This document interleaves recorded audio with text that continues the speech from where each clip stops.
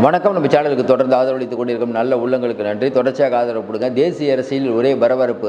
அதாவது இன்றைக்கி தன்கர் அவர்களுடைய ராஜினாமா இந்த அளவுக்கு ஒரு பிரச்சனையை ஏற்படுத்தும்னு பிஜேபி நினச்சி பார்த்துருக்காது.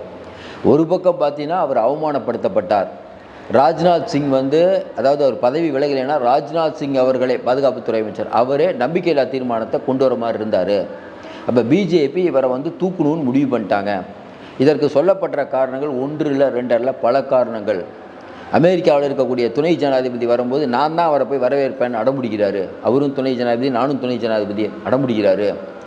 இன்னும் பார்த்தீங்கன்னா இந்த வர்மா அவர்கள் மேட்டர், நீதிபதி மேட்டரில் நம்பிக்கையில்லா தீர்மானத்தை கொண்டு வாங்கன்னு நட்டா அவர்களிடமும் அங்கே இருக்கக்கூடிய கிரண் ரிஜிஜு அவர்கள்டையும் தொடர்ந்து பேசிகிட்டு இருந்தார். அமைதியாக வேலையை மட்டும் பாருங்கள், பெரிய பங்களா கொடுத்துருக்கோம், இருக்கட்டும், அப்பப்போ நாங்கள் சொல்கிற மாதிரி நாங்கள் சொல்லும் போது யாராவது கடித்து குதறனா குதறுங்க, அப்படி தான் மோடிக்கு பிடிக்கும். இப்போ ஐயா ஆளுநர் எப்படி இருக்கார்? இவர் என்னடானா கொஞ்சம் ஈகோலாம் பார்க்குறாரு. ஈகோ பார்க்குறோன்னு வச்சுக்கலாமா? சரி, இப்போ என்ன பிரச்சனை? தன்கர் மட்டும் தன்கர் அப்படிங்கிறவர் இப்போ என்னன்னா எல்லாருக்கும் ஒரு சமூகம் இருக்குது. அந்த சமூகம் பல விஷயங்களை உணர்த்தும். தேர்தல் அரசியலில் சமூகம் எவ்வளோ பெரிய விஷயம். ஜாட் சமூகத்தை சேர்ந்தவரான தன்கரை இழிவுபடுத்திட்டாங்க. அப்போ இன்றைக்கி ஜாட் சமூகத்தில் இருக்கக்கூடிய முக்கிய தலைவர்கள் தன்கரை சந்திக்க போகிறாங்க.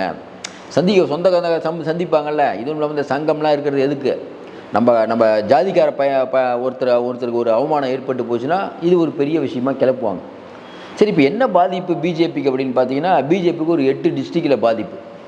அதாவது அகர்ஷா, சுபுவில், மகாபுரா, ஆரிரா, தபங்கர், மதுபுரா, சித்தாமதி, ககாரியா, இந்த டிஸ்ட்ரிக்டெல்லாம் இன்றைக்கி பீகாரில் இருக்குது. இங்கே கணிசமான எண்ணிக்கையில் ஜாட் சமூகத்தினர் இருக்காங்க. சரிங்க, ஜாட் சமூகத்தினர் இருக்காங்க அப்படின்னா நம்ம யாதவர்கள் தான் அதிகமாக இருப்பாங்க. ஜாட் சமூகத்தினரா அப்படின்னா போன தேர்தலில், எம்எல்ஏ தேர்தலில், எம்பி தேர்தலில் கூட, எம்எல்ஏ தேர்தலில் குறிப்பாக 2 பேருக்கு இடையான இடைவெளி ரொம்ப கம்மி. இங்கே சில 100 வாக்குகள் கூட முக்கியம். அப்படி பார்த்தீங்கன்னா ஒரு தொகுதிக்கு இவங்க நம்ம சொல்கிற ஜாட்டி பார்த்தீங்கன்னா, நம்ம சொல்கிற இந்த 8 ஏரியாவிலையும் பார்த்தீங்கன்னா 4000 5000 இருக்காங்க. ஜாட்டின சமூகம் உங்களுக்கு தெரியும். ஆர்ட்ஸில் இருக்கவங்க அவங்க அப்படியே ஓட்டு போடுவாங்க. ஏற்கனவே ராஜபுத்திர சமூகம் யோகியை அவமானப்படுத்திட்டிங்கன்னா அவங்க வேறு கடுப்பில் இருக்காங்க. இப்போ இது வேறு. இன்னொரு பக்கம் ஏற்கனவே குருமி சமூகம் நிதிஷ்குமாரே அவமானப்படுத்துகிறான்னு அவங்க வேலை கடுப்பில் இருக்காங்க. ஒரே ஒரு விஷயம், பிஜேபிக்கு நம்பிக்கை கொடுக்கக்கூடிய விஷயம் பார்த்தீங்கன்னா உங்களுக்கு பிராமின்ஸ் ஓட்டு போடுறாங்க. அதுக்கப்புறம் பார்த்திங்கன்னா நம்ம இன்னொரு கம்யூனிட்டி, நல்ல அதுவும் உயர் ஜாதி தான், பூமிகார், 2 பேர் தான். அப்போ இன்றைக்கி தன்கர் அவர்களை இன்றைக்கி ஜாட்டின பிரதிநிதிகள் சந்திக்கிறது ஏன் முக்கியத்துவம் பெறுது அப்படின்னா, சந்திக்கக்கூடாதுங்கிறதுக்காக பிஜேபி பல வேலை பண்ணுறாங்க. ஏற்கனவே பீகாரில் வரக்கூடிய நாளேடுகளில் கிடைக்கக்கூடிய செய்தி என்னென்னா, பாருங்கள், காஷ்மீரில் சத்யபால் மாலிக் அப்படிங்கிற ஒரு இஸ்லாமியரை இவங்க கவர்னராக போடுறேன்னு சொல்லி கவர்னராக போட்டு, அதுக்கப்புறம் அவர் மோடியை பற்றி தப்பாக பேசிட்டாருங்கிறதுக்காக அவர் வீட்டுக்கே ரெய்டு போய் அவர் இதயம் பாதிக்கப்பட்டு சிகிச்சை அளிச்சிட்டு இருந்தாங்க. அப்போல்லாம் நம்ம கம்முன்னு இருந்தோம், இஸ்லாமியர் தானே நினச்சோம். கரெக்டாக வச்சாரா? அப்போ நம்ம ஜாட் சமூகத்திற்கு, ஜாட் மக்களே ஒன்று கூடுங்கள். வட இந்தியாவில் பார்த்தீங்கன்னா ஹரியானா, ராஜஸ்தான் உள்ளிட்ட மாநிலங்கள்லாம் ஜாட் சமூகத்தினர் அதிகமாக இருந்தால் பீகாரில் கணிசமாக இருக்காங்க. அப்போ ஒரு சமூக மக்களை அதாவது என்னென்னா, தங்களுடைய பிஜேபிக்காக காலம் ஃபுல்லாக கொடுக்குற காசுக்கு மேலே பண்ண தன்கருக்கு இந்த நிலைமையா? சில பேர் சொல்கிறாங்களா, அவருக்கு இது வேணுங்க, கொஞ்சம் நஞ்சமாக அட்டூழியம் பண்ணார். நீதிமன்றங்களை பற்றியும் அங்கே இருக்கக்கூடிய, அதாவது முதலமைச்சர்களை பற்றியும் அவர் கடந்த காலத்தில் பேசிய விதம், மம்தா பானர்ஜி அவர் வேலையே செய்ய விடாமல் அந்த அளவுக்கு டார்ச்சர் பண்ணி கொஞ்சம் அவ்வளோ பண்ணார். இப்போ இருக்க ஆனந்த போஸ் அதே தான் பண்ணிகிட்ருக்கார். யார்? மம்தா, அங்கே கவர்னர் ஆனந்த போஸ். ஏன் இதை சொல்கிறோம்னா, அதாவது தன்கர் அப்படின்னாவே இந்தியாவில் இருக்கக்கூடிய மக்கள்கிட்ட அவ்வளோ ஒரு கோபம். நம்ம ஐயா ஆளுநருக்கு தமிழ்நாட்டில் எவ்வளோ கோபம் இருக்குது, அந்த மாதிரி இந்தியா. ஏன் இதை சொல்கிறோம்னா, தன்கர் அவர்களுடைய கடந்த கால செயல்பாடுகள் பார்த்தா அப்படி தான் இருக்கும். அதாவது ஒன்று சொன்னால் இவர் 10 பண்ணுவார், யாரையும் பேச விடுறதில்ல. இன்னும் குறிப்பாக பார்த்தீங்கன்னா இவருடைய உடல் மொழியாகட்டும், ஏதாவது சர்வாதிகாரி மாதிரி அபயம் நடத்தணும். அமிதாப் பச்சன் அவங்க மனைவி ஜெயா பச்சன்லாம் வெளிப்படையாக இவர் முதல்ல மாற்றுங்க, நிறைய பேர் நோ கான்ஃபிடென்ஸ் மோஷன்லாம் கொண்டு வந்துட்டாங்க அவர் மேலே. ஏற்கனவே நம்பிக்கையில்லா தீர்மானம் கொண்டு வந்தவங்க தான். அப்படிப்பட்ட சூழ்நிலையில் இன்றைக்கி அவருக்கு இப்படி ஒரு நிலைமை வந்த உடனே இப்போ எதிர்க்கட்சிகள்லாம் ஒன்று கூட ஆரம்பிச்சிட்டாங்க. இன்னொன்றுங்க எல்லாமே வாக்கு அரசியல் தானே. தேஜஸ்வி இது எப்படி கொண்டு போவார்? ஜாட்டின மக்களே பாருங்கள், தன்கருக்கு ஏற்பட்ட நிலையை பாருங்கள். நான் ஏற்கனவே சொன்னேன், கேட்டிங்களா? பார்த்தீங்களா, தன்கருக்கு எவ்வளோ அவமானம் கொடுத்துட்டாங்க. குடியரசுத் தலைவர் மாளிகையில் 1/2 மணி நேரம் அவர் வெளியில் காக்க வச்சுருக்காங்க. ஒரு துணை ஜனாதிபதியை 1/2 மணி நேரம் காக்க வச்சுருக்காங்க. ஏன்? மோடிக்கிட்ட பேசிட்டு தான் உள்ளே விடுவாங்க. அப்போ எந்த அளவுக்கு இவங்க நம்பினவங்களை கூட நட்டாத்தில் வர்றாங்க. குறிப்பாக சொல்லணுன்னா, இன்றைக்கி அவர் பண்ண தப்பு என்ன ஒன்று, தனக்கு அந்த அந்த அந்த அந்த சேருக்கான மரியாதையை கொடுங்கங்கிறாங்க. அதெல்லாம் கொடுக்க முடியாது. நாங்கள் சொல்கிறத மட்டும் ஓம் பிர்லா பண்ணிகிட்டு இருக்காருல, நாங்கள் சொல்கிறது தான் பண்ணுறாங்க. கரெக்டாக அவருக்கு 2வது தடவை வாக்கணுமா? நீங்களும் நம்ம சொல்கிறத பண்ணுங்கள், அவ்வளோதான். பர்மா அவர்களுடைய பிரச்சனையை இன்றைக்கி பெரிய அளவுக்கு வெளியில் மிகப்பெரிய அளவுக்கு கொண்டு வந்து தன்கர். அதெல்லாம் ஒத்துக்க முடியாது, அவர் மேலே அப்படி பண்ணணும் இப்படி பண்ணணும். ஏன்னா எப்பயுமே தன்கர் அவர்களை பொறுத்த வரைக்கும் பிஜேபியினுடைய குரலை இன்னும் ரொம்ப அழுத்தமாக சொல்லுவார்.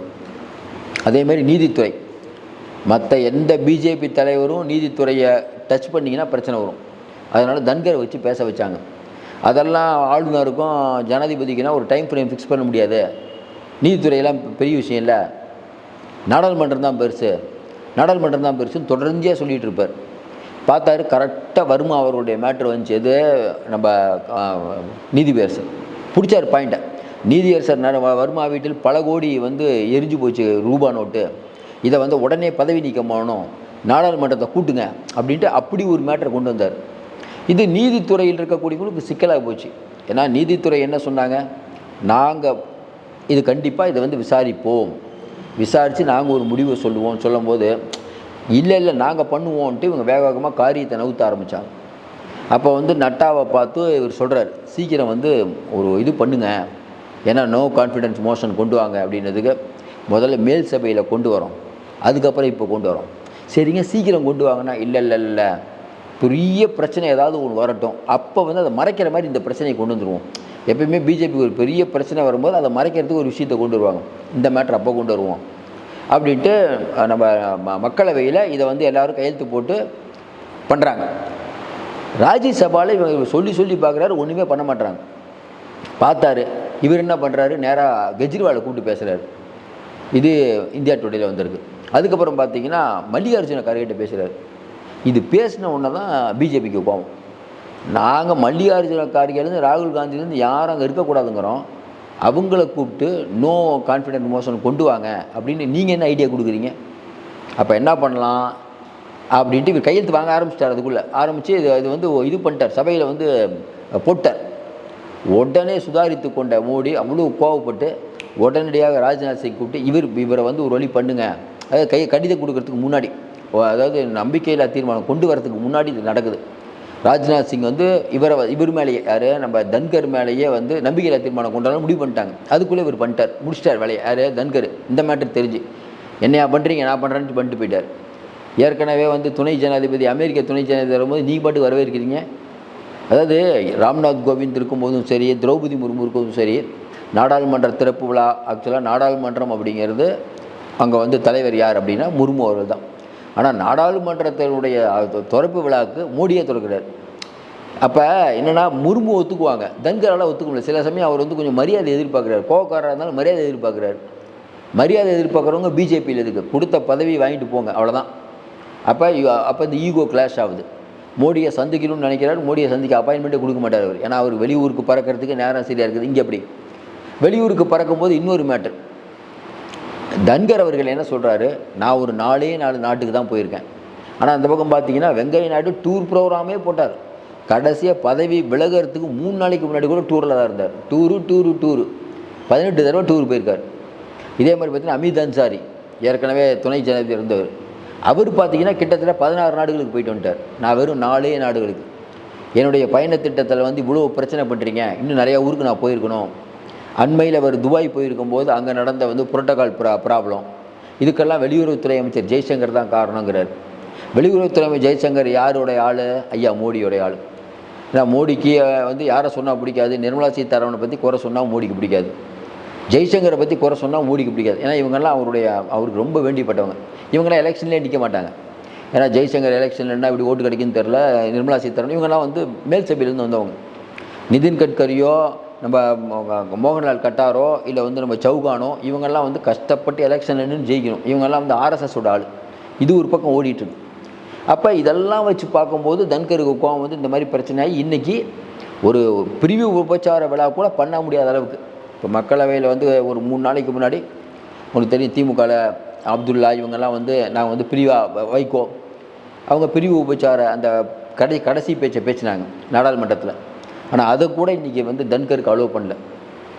அப்போ தன்கர் என்ன பண்ண போகிறாரு அப்படிங்கும்போது, இல்லைங்க எப்பயுமே ஒரு சமுதாயம் வரும், ஜாட் சமூகத்திற்கு ஏற்பட்ட அநியாயம், ஜாட் சமூகத்தினரை பார்க்க போகிறாரு. எப்பயுமே இந்த ஈகோ இருக்கவங்களுக்கு அமைதியாக இருப்பாங்க, எப்போ பேசணுமோ பேசுவாங்க. சத்யபால் மாலிக் பேசினாரா? கரெக்டான நேரத்தில் பேசினாரா? அப்போ ஒரு பெரிய பிரச்சனையை இன்றைக்கி வந்து தன்கரை வைத்து பிஜேபி விளையாடி கொண்டிருக்கிறது.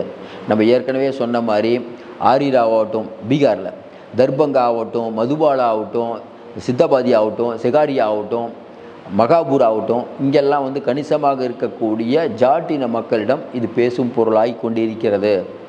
பேசும் பொருள் ஆகுதோ இல்லையா, இனிமேல் இந்த காங்கிரஸுக்கும் தேஜஸ்விக்கு என்ன வேலை? இதை பெருசாக்க வேண்டியதான், சூப்பராகுவாங்க அதை. தேஜஸ்வி எப்பப்போன்னு காத்துட்ருக்காரு. அப்போ இங்கே அதாவது பீகாரில் இப்போ உடனே இதுக்கப்புறம் 2-3 ஸ்டேட்டில் வருது இல்லை எலெக்ஷன், அங்கெல்லாம் ஏற்கனவே யூபி உத்தரப்பிரதேசலாம் கணிசமாக இருக்காங்க. ஏற்கனவே உத்தரப்பிரதேசில் யோகிக்கு தள்ளாடிட்டு இருக்காரு. தொடர்ந்து நம்ம சொல்கிறோம்ல, இன்றைக்கி அதாவது ஒருவரை வந்து நீங்கள் வெளியேற்றணும்னு முடிவு பண்ணிட்டா அதுக்கு 1000 மணிகள் இருக்குது, மரியாதையை வெளியே அனுப்பலாம். அதை விட்டுட்டு அவரை அசிங்கப்படுத்தி அனுப்புவது அப்படிங்கிறது, இப்போ நிறைய பேர் சொல்கிற மாதிரி அவருக்கு இந்த வேணும், பிஜேபிக்கு ஓவராக முட்டு கொடுத்தீங்கன்னா இதாங்கதி. ஐயா ஆளுநர் நீங்கள் ரவி அவர்களே நீங்களும் பார்த்துக்கோங்க. ஏற்கனவே இந்த பிஜேபிக்கு முட்டு கொடுத்த அண்ணாமலை இன்றைக்கி ஆடு மேய்க்க வச்சிருச்சு, பிஜேபி கண்டுக்காம முட்டுச்சு. பிஜேபி பொறுத்த வரைக்கும் அப்படி தான், அங்கே 2 பேர் தான், அவங்க மட்டும்தான். அப்போ ஜாட் சமூக அதாவது இன்றைக்கி தன்கரே சும்மா இருந்தாலும் ஜாதிக்காரங்க விட மாட்டாங்க சார், போய் பேசுவாங்க, என்னங்க அவங்கள இந்த மாதிரி பண்ணிட்டாங்க, ஏதாவது சும்மா விடக்கூடாதுங்க, நம்ம நீங்கள் ஏதாவது ஒன்று பண்ணியே ஆகணுங்க அப்படிங்கிற ஒரு விஷயம். ஏன்னா அவருக்கும் பின்னால் ஆள் இருக்குல்ல, எல்லாருக்கும் ஒரு சமூகம் இருக்குல்ல. அப்போ இன்றைக்கி இருக்கக்கூடிய சூழ்நிலையில் இது விட்டப்பாடு இல்லை. ஆனால் ஒன்று தாங்க, தேர்தல் அரசியலை பொறுத்த வரைக்கும் இன்றைக்கி பிஜேபி அப்படிங்கிறதுக்கு 1000 பிரச்சனைகள் இருந்தாலும் இந்த பிரச்சனை வந்து என்னென்னா, இவங்க என்ன நினைக்கிறாங்கன்னா இதெல்லாம் பிரச்சனை ஆகாது. ஏன்னா அவங்க வந்து மிதமிஞ்சிய பணம், மிதமிஞ்சிய அதிகாரம் கண்ணை மறைத்து கொண்டிருக்கிறது. இதே மாதிரி அதிகாரம் கண்ணை மறைச்சதுனால தான் ஹிட்லருக்கு என்ன நிலைமை ஆச்சுன்னு நம்ம பார்க்குறோம். மறுபடியும் சொல்கிறோம், தன்கர் இவங்க நினைக்கிறாங்க சாதாரண ஆள். அவர் பேச ஆரம்பித்தால் ஏங்க ஒரு 10 ஓட்டு போனால் கூட இழப்பு தானே. பெரும்பான்மையான மக்கள் என்ன நினைப்பாங்க? ஜாட்டின மக்கள் விடுங்க, ஒட்டுமொத்த இந்தியா மக்கள் என்ன நினைப்பாங்க? நடுநிலையாக இருப்பாங்க, என்ன நினைப்பாங்க? நாங்கள் அநியாயமாக பண்ணுறீங்க. நீங்கள் கேட்கலாம், நடுநிலையான மக்கள் என்றைக்கே பிஜேபிக்கு ஓட்டு போட்டாங்கன்னு. இல்லை, கொஞ்சம் போட்டாங்க. மோடி வந்து ஏதோ பண்ண போகிறாரு அப்படின்னு நினச்சாங்க. இப்போ மோடி அவர்களுடைய ஏன்னா சொல்லுவாங்களா, ரொம்ப கசந்து போச்சு வாழ்க்கை, அந்த மாதிரி ஆயிடுச்சு. அதாவது ராகுல் காந்தி ஒன்றுமே தெரியாதுன்னு சொல்ல இப்போ ராகுல் காந்தியோடைய பக்குவமான பேச்சு கொஞ்ச நாளாக பார்த்தீங்கன்னா அவர் ரொம்ப தெளிவாக சொல்கிறார். ஆமாங்க, நாங்கள் தப்பு பண்ணிட்டேன், ஜாதி வர்க்க கொண்டு வந்திருக்கணும், பட்டியலின மக்களை காங்கிரஸ் விட்டு போக வச்சது தப்பு தான், இப்படியே வெளிப்படையாக உண்மையை ஒத்துக்கிறார். இன்னொன்று உழைக்கிறார், நிறையா ஊருக்கு போகிறாரு. என்ன பண்ணுறது, அவர் மட்டும் உழைக்கிறாரு. இந்த பக்கம் பார்த்தா பிஜேபி வந்து மோடி வந்து வெளிநாட்டுக்கு போகிறாரு, கட்சி உழைக்குது, ஆர்எஸ்எஸ் உழைக்குது. இது ரொம்ப நாள் நீடிக்குமாங்கிறது பொறுத்து இருந்து பார்க்கணும். மற்றபடி தன்கர் விஷயத்தில் இன்றைக்கி ஜாட் சமூக மக்கள் எடுக்கக்கூடிய முடிவு பிஜேபிக்கு ஒரு பெரிய பாதிப்பை உண்டாகும், அதில் மாற்றுக்கருத்து இல்லை. ஏன்னா சமூகங்கிறது ரொம்ப பெருசு. பொறுத்திருந்து பார்ப்போம், மீண்டும் சந்திப்போம். நிறைய அண்மை தகவலை கொடுத்துட்ருக்கோம். சப்ஸ்கிரைப் பண்ணி பார்த்து ஊக்கம் கொடுங்க. நன்றி.